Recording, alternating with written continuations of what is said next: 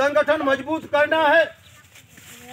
संगठन से सरकार बनाया जा सकता है, लेकिन सरकार से संगठन नहीं बनाया जा सकता। जब संगठन आपका मजबूत होगा, तभी हम लोगों की लड़ाई मजबूती से कोई भी लड़ाई हम लोग लड़ सकते हैं। हमारे झिनकाई राजभर जी हैं, ये गांव-गांव बेचारे दौड़ते रहते हैं। ये जबकि राजगीर मिस्त्री हैं, एक दिन की मजदूरी 500 रुपये से लेकर 600 रुपये है, लेकिन सुहेलदेव भारतीय समाज पार्टी का कोई कार्यक्रम और मीटिंग और सभा छोड़ते नहीं। आज मैं बता दूं आपको, हम लोग आज उसी ग्राम सभा में हमारी मातारी बहन बैठी है। अभी हम पूछ लें, इस समय उत्तर प्रदेश का महिलाओं से राज्यपाल कौन है, लेकिन हमारी मातारी बहन एक भी नहीं बता पाई। बताओ क्यों बता पाई? ये राज्यपाल है, आनंदीबेन पटेल है, जो वह भी महिला है और गुजरात से आई है, आज हमारे प्रदेश का राज्यपाल। अभी हम पूछ ले तो नाम नहीं बता पाए, लेकिन यह गोल से झगड़ा अगर वह गोल से हो गए तो 7 पुस्त का नाम हमारी मातारी बहन बता देंगी, लेकिन अपने प्रदेश का जो राज्यपाल है उसका नाम की जानकारी नहीं। आज जो लड़ाई है ओम प्रकाश राजभर जी की, हमें आपको बता दें, पार्टी और दल को चलाना है हमारे ओम प्रकाश राजभर जी।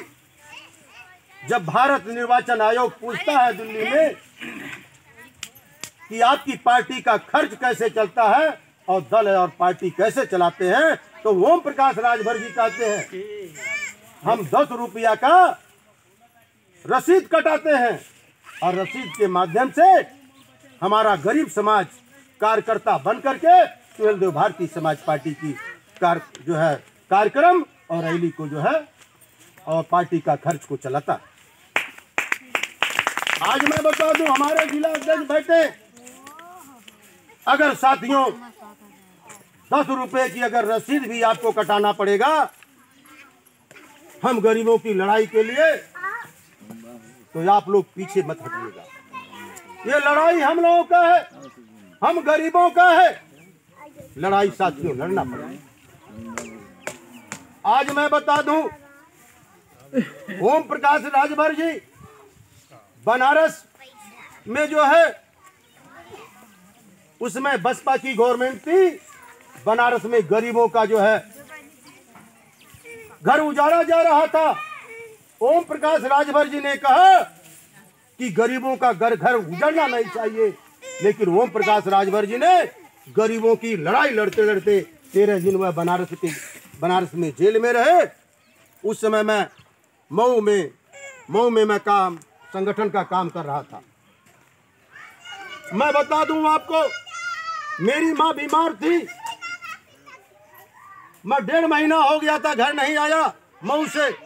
मेरी माँ बीमार थी, मैंने माँ से कहा कि माता जी ओम प्रकाश राजभर जेल चले गए। माँ ने कहा कि अगर दुनिया से मैं चली जाऊंगी, लेकिन मेरी परवाह ना करना, जब तक ओम प्रकाश राजभर को जेल से छुड़वा नहीं लेना तब तक तुम घर वापस मत आना। ये मेरी माँ ने कहा।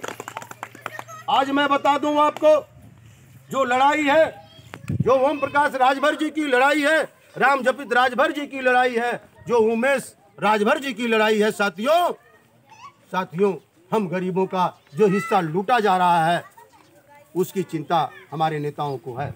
होगा प्रधानी का चुनाव होगा, डीडीसी का चुनाव होगा, तो साथियों आप लोगों को भी सोच समझ करके अपना फैसला लेना है कि साथियों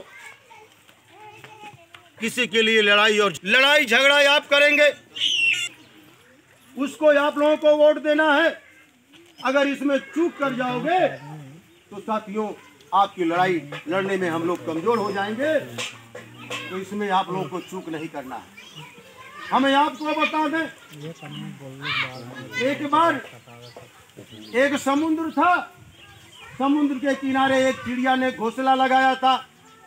घोंसले में 2 बच्चे थे और तूफान जब आया तो बच्चे को लेकर के चला गया और चिड़िया गई थी अपने बच्चे के दाने की व्यवस्था में, भोजन की व्यवस्था में। जब आई तो देख करके चिड़िया ने कहा, ए समुद्र, तुमने मेरे बच्चे को चुरा लिया है।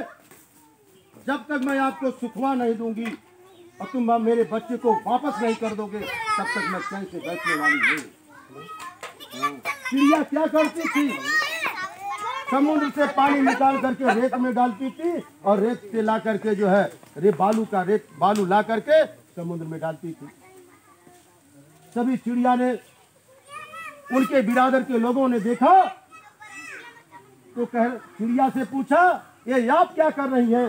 तो चिड़िया ने कहा, समुद्र ने मेरे बच्चे को चुरा लिया है। मैंने फैसला लिया है, जब तक समुद्र मेरे बच्चे को वापस नहीं कर देगा तब तक मैं चैन से बैठूंगी नहीं, और जब तक इसको सिखा नहीं दूंगी तब तक मैं संघर्ष अपना जारी करूंगी। सारे चिड़िया के लोगों ने लग गया, पानी निकालना शुरू कर दिए। तब तक विष्णु भगवान के पास गरुड़ जी बैठे थे, जो पूरे संसार के चिड़िया के मालिक थे।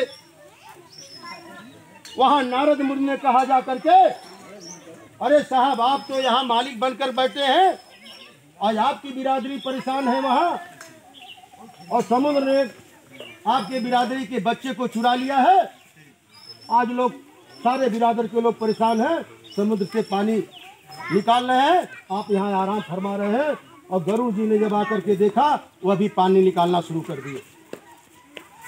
तो विष्णु भगवान ने शंकर जी से कहा कि आप कोई फैसला लीजिए प्रभु, नहीं तो ये प्रलय हो जाएगा। ये चिड़िया को विश्वास दिलाना पड़ेगा।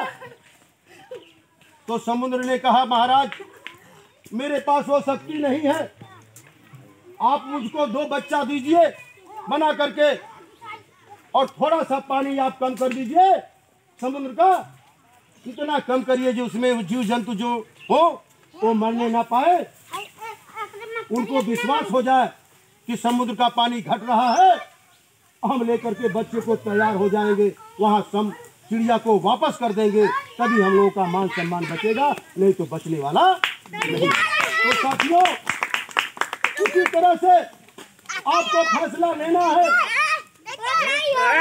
पार्टी से जो भी आएगा, 2022 का चुनाव है, आपके साथ जो है कम से कम 15-16 महीने के बाद, उसमें भी आपको सोच करके एक वोट, दूसरे लोग पेंशन नहीं, कोई कह रहा 60 साल नहीं, कोई कह रहा है आवास नहीं।